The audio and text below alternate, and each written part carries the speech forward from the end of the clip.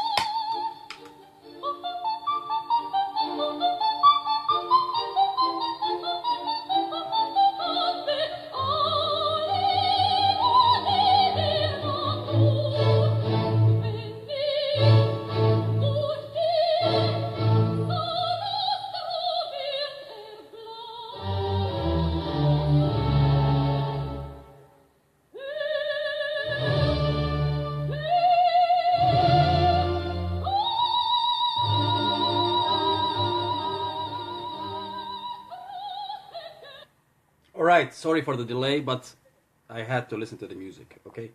By the way, this video is going to be in English. The second video after this one is going to be in Arabic, okay? So if you don't have patience, you can wait for the second live feed, which I'm going to do it in Arabic. But this one is going to be in English, okay? Greetings to all. Greetings to you, dear ladies and gentlemen and Miss and Mrs. Hassan al-Badri is with you, and a naturalist, I would say, not an atheist. I mean, I find it kind of weird to say atheist. Anyway, I don't believe anything above natural, so in that case, I am an atheist, naturalist, anti-theist, non-theist, whatever you want to call me. feel welcome. Anyway, today's video is going to be debunking for a video by a religious apologetic, a Muslim religious apologetic. His name is Hamza at sources. He's one of those dawah in London or in Britain. The guy who debated Lawrence Krauss, and Lawrence Krauss exposed his ignorance when Hamza at sources was saying, there is no infinity, there is no infinity, infinity is illogical, there is no infinity. And Lawrence Krauss told him, okay, divide the parameter of a circle on its radius. What you're going to get? You're going to get the number of pi. Pi is infinite. There is no end to it. So you know what kind of thoughts, what kind of mind, what kind of brains does this guy carry. Okay. Without further ado, let's start and hear the heavy arguments to prove a God. The video is titled Proving God Existence Briefly. Hamza Sources.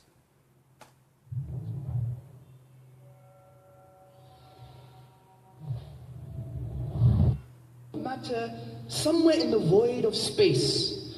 It was not just matter that was created during the Big Bang. It was space and time that were created. So in the sense that time had a beginning, space also has a beginning. So in this light, there are only three possible explanations for the existence of the universe. Number one, Before you go into the existence of... he says, before the Big Bang is the start of space and time, and the start of matter and energy, etc., etc. The problem with those religious people, they think before the Big Bang there was nothing. That's not true.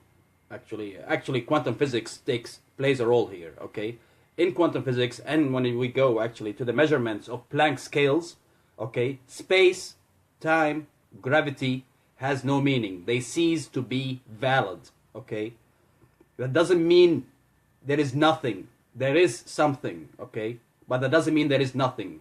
Religious people until now, they think before the Big Bang there was nothing. That's why God created the Big Bang. Universe came out of nothing. Number two, the universe created itself. Number three, or the universe has a creator or a cause. Now, let's take the first one into consideration, brothers, sisters, and friends.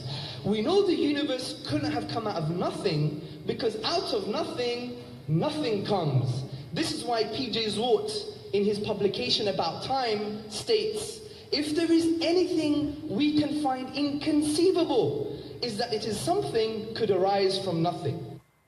Actually, quantum physics does debunk that, and it does say from nothing can come out something. You should read quantum physics. That's the states before the Big Bang. It can actually. Literally, it can. That's why the proposal of Lawrence Krauss, when he says universe from nothing, because in the quantum fluctuations, okay, time, space, when you put gravity, you put it on a quantum physics, the space, the fabric of space and time, matter and energy starts to fluctuate, okay? And the bottom of the wave is literally nothing. No space, no time, no matter, no energy. And it pops out of existence from nothing. From nothing. So actually, nothing can produce something in quantum physics. You need to read a bit, okay, enlighten yourself, leave those religious books, okay, leave it aside. Those Ibn Taymiyyah, I know you're one of those who follows Ibn Taymiyyah, by the way. I know you, Hamza. So leave Ibn Taymiyyah, leave Hamid al-Ghazali, okay, leave those aside, and read some real physics books, okay? Real physics, okay? Quantum physics, quantum mechanics, quantum field theory. Read in it. Read and enrich your mind, enrich your brains a bit, okay? Also, we know that the universe couldn't have created itself because that would imply a paradox. Can your mother give birth to herself? You compare the mother with the universe. That's false equivalence fallacy. That's logical fallacy. It's very weird from a guy from a Greek origins. Hamza Sources is actually a Greek guy who converted to Islam. It's very weird. A Greek guy falls into the most simplest logical fallacies. False equivalence fallacy. When you compare a mother, she doesn't exist and give a birth to herself. Okay, create herself. With the universe. The universe is not a mother, okay, to start with. The universe is energy. Energy is eternal, okay? It's a fact, okay? Go read the first law of thermodynamics. Energy is conserved. It cannot be destroyed nor created by your God, in other words. Your God cannot create energy, simply.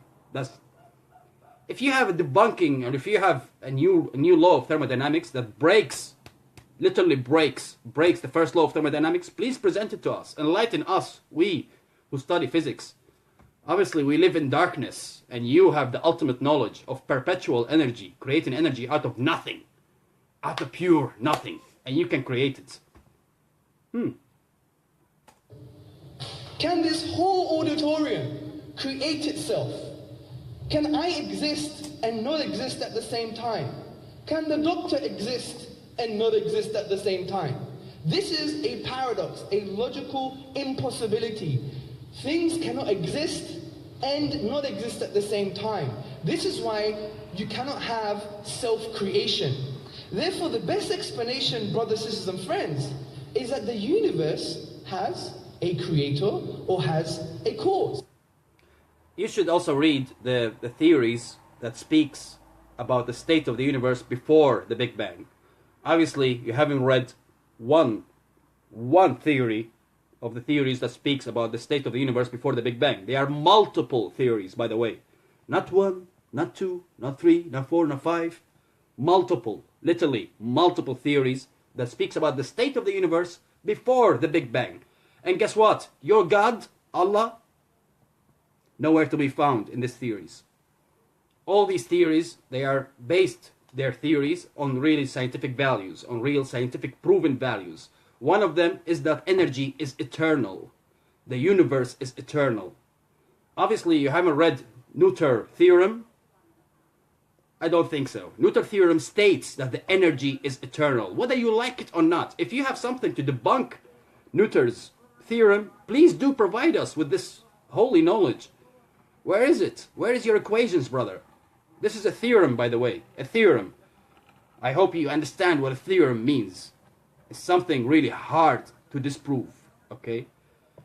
So, energy is eternal. Of course, before the Big Bang, space and time didn't exist. But then we take different values in quantum physics, okay? Planck scales doesn't regard space and time. Space, time, gravity, those cease to be valid. But that doesn't mean that it doesn't exist. That doesn't mean it's nothing. It is still something, okay? But it takes different values and different measurements, which obviously your brains cannot comprehend that factor. But all we know from this argument is that there's a cause or there's a creator. We can't claim it's Allah, we can't claim it's Buddha, we can't claim it's Jesus, we can't claim any of the terms we have used, approximately 3,800 names for God since 6,000 BC Sumeria. We've differed about God. God knows. That was supposed to be a joke. Please laugh. That's good. The joke's on me then. So, but if we use our reasoning, as the Quran says, the book of the Muslims, to use our minds, أَفَلَا تَعْقِلُونَ, do not use your minds, we will come to the conclusion that this cause is in line with the Islamic narrative of God. For instance, since this cause created the universe, which includes time and space, it must be one. Because if we claim it's 2, if we claim it's 3, if we claim it's 300, if we claim it's 3,000, it creates far more questions than it answers. So the simplest explanation is the best explanation. This is a principle in philosophy called Occam's razor, which really means do not multiply entities beyond necessity, because you'll have a huge task of trying to answer more questions than you've answered. Also, it must be uncaused, because there is an absurdity of an infinite regress. Big words, I know. What does this really mean? Say, for example, I wanted to give Dr. Lars Güler a kiss on the cheek. That's another joke. So imagine I want to give him a kiss on the cheek, but I had to ask his wife for permission. And she says, you know what? I can't give you permission because the person behind me has to give me permission. And the person behind that person has to give that person permission. If that went on forever, will I ever give him a kiss? Unfortunately not. So this is the same case with the universe. The creator must be uncreated. The cause for the universe must be uncaused. Also, this creator, this cause must be immaterial, which basically means outside of the universe, outside of the material world. As the Quran says, لَيْسَ كَمِثْلِهِ شَيْءٍ, there is nothing like unto him. And the reason for this is because since this creator created space and time, and within space and time is the sum of all material, then it must be outside of space and time, which means it's outside of everything that's material. Most significantly, brothers, sisters, and friends, and this is very important. Hold up. Hold up. That's, here you see the real special pleading fallacy. Again, another logical fallacy. The Greek brother falls into it, which he says everything has a cause, everything goes after this law, everything goes after this law, but specially pleading to my God, only God, I exempt him from this law, he is the uncaused cause. Okay? And he is outside space and time.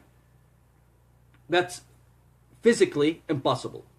Physically impossible. Because every action takes time from point A to B. Okay? So whatever your God is, even if it's outside space and time, there must be space and time around him. Okay? Because he does actions. When you do action, there is time intervals between action A to action B. Okay? If I do this to this, action A was holding the lighter, action B is throwing the lighter. Let it be. Okay? So again, even your God moved his finger, or did whatever. He said abracadabra. He said, let there be light, let there be a universe. That means he took an action. His action took time. And if it takes time, that means the fabric of space must be there also. There is no time without space. Okay, space-time. It's intervals. They go together. They don't go singular. Okay, if there is space, there is time. And if there is time, there must be space. So your God did actions. That means your God has his own fabric of space and time.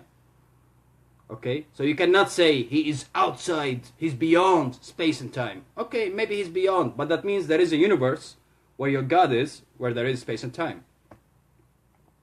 Logic, my friend, logic. Okay, and here you try to link two things. Actually, you link metaphysics, okay, where your God is, he's metaphysical entity, and you try to link it with the physical entity, the universe, space, time, matter, energy. Okay, how did you commit that link? How did you link it together? How did you connect it together? How? Just by faith? Just because your Quran mentioned it? If your Quran mentioned it, لَيْسَ كَمِثْلِهِ شَيْءٍ, and you reserved your Quran, you know what they call that in logic? Circular reasoning fallacy. Okay? My God is outside space and time. How do you know? Because it's mentioned in the Quran. And how do you know that the Quran is correct? Because my God said that. And how do you know that your God is real? Because it's mentioned in the Quran. And how do you know the Quran is correct? Because my God mentioned that. And you go in circles.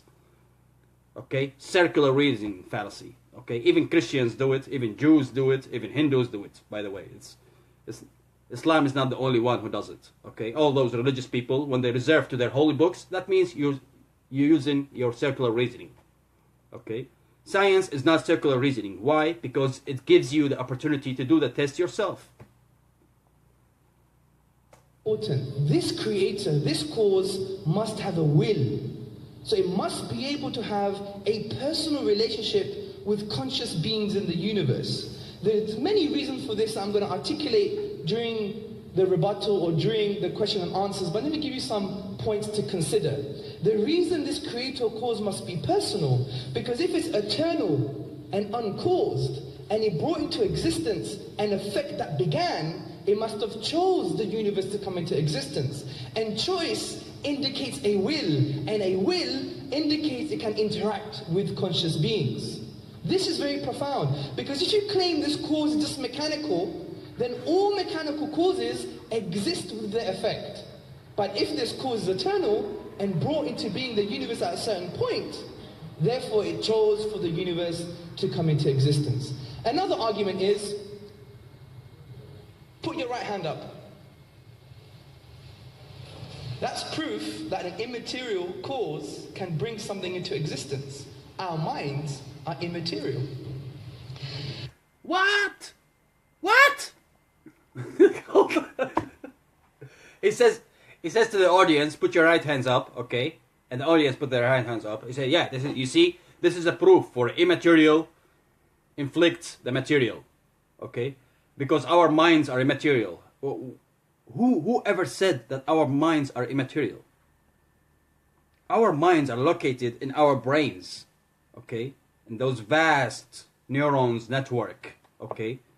It is material, okay? We can even see how memories are formed in material, okay? On a quantum level, okay? We can even see that, observe it, literally observe it, okay? We can observe the actions in the brain. When your brain is active, thinking about something, we can see exactly which spot in your brain is active, is doing its job, okay? Which neurons are active, are sending their electric signals, okay? So that's material, brother. That's not immaterial, okay?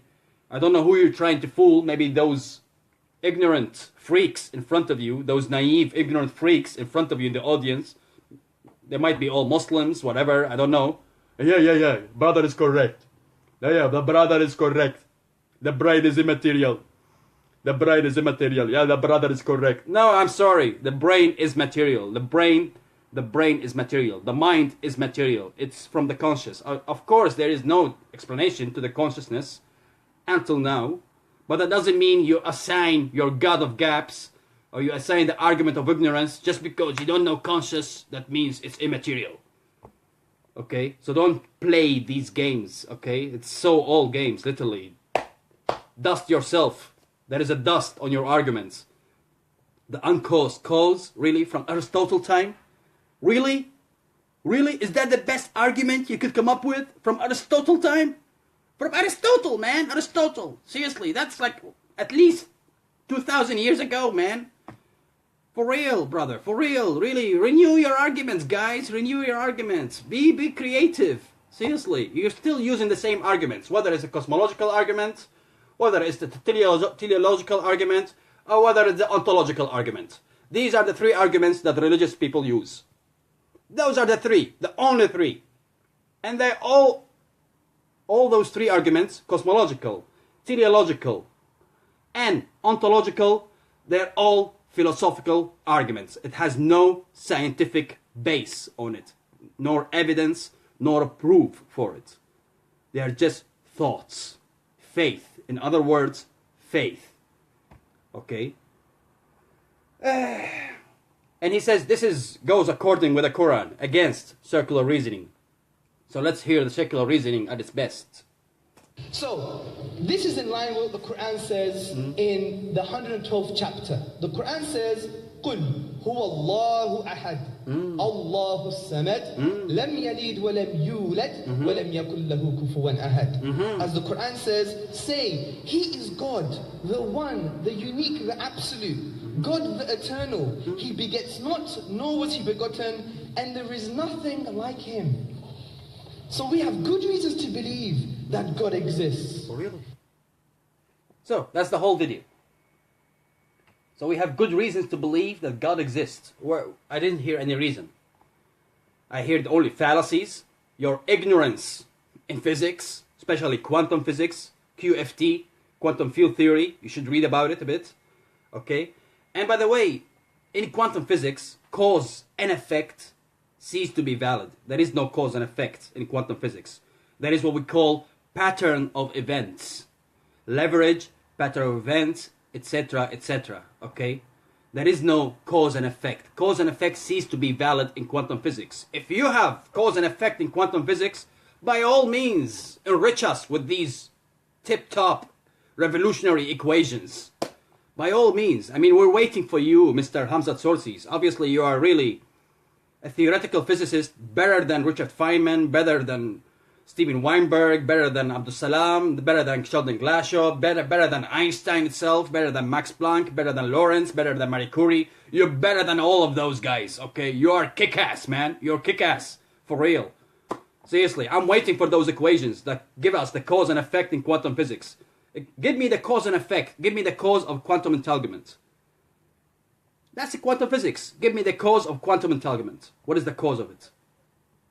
We know the effect, but we don't know the cause of it. Okay? Give me the cause and effect of quantum tunneling. We do know the effect, but we don't know the cause. Because there is no cause and effect. Sometimes in quantum physics, A results, the cause is A, the effect is B.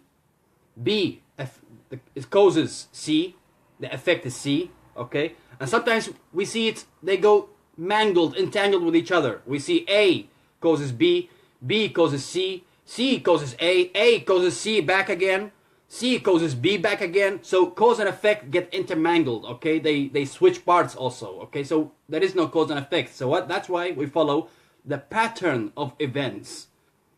Read about it, okay? Read about it. Go to Uncle Google, okay?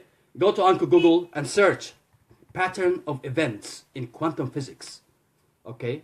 And enrich your mind a bit. And that's all, actually. I have nothing more to say, but really avoid... Oh yeah, something really important, guys. Really important. It's very weird from a Muslim, okay, apologetic Muslim like Hamza sources, talks about the Big Bang, talks about really quantum physics, talks about all those stuff, all those accurate stuff, really with 10 digits or more of accuracy from measurements and etc. etc. It's really weird from a Muslim, sticks with physics, and yet in his creation story, God created Earth first. Then he created the stars and the sun. Does that goes according with the Big Bang theory? Okay? Please enlighten me, because whatever I study the formation of solar system, I see that first thing in the solar system, the star must form. Why? Because it bends space and time. And as you know, in GR, general relativity, matter tells space how to bend, and space tells matter how to curve. So the star forms first, it creates the bend in space and time. That bend of space and time creates the gravity field, okay? So the star must be first, and because of its gravity field, the planets will form gradually around it from dust and gases, okay? And not the other way around. The Earth gets created.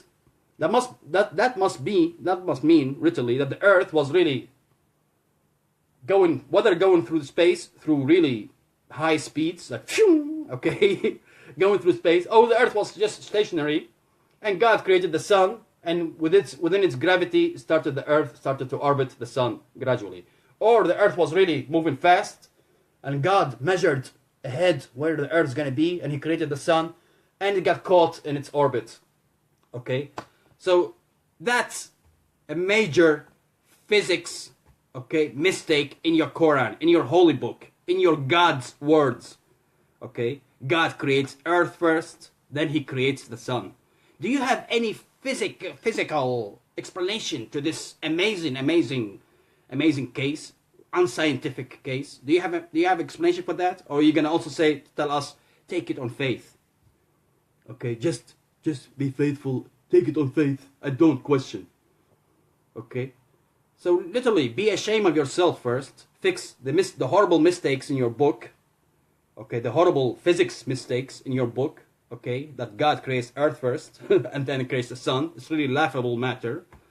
Okay, fix that mistake first, and then come to use really highly accurate scientific values like the Big Bang, etc., etc.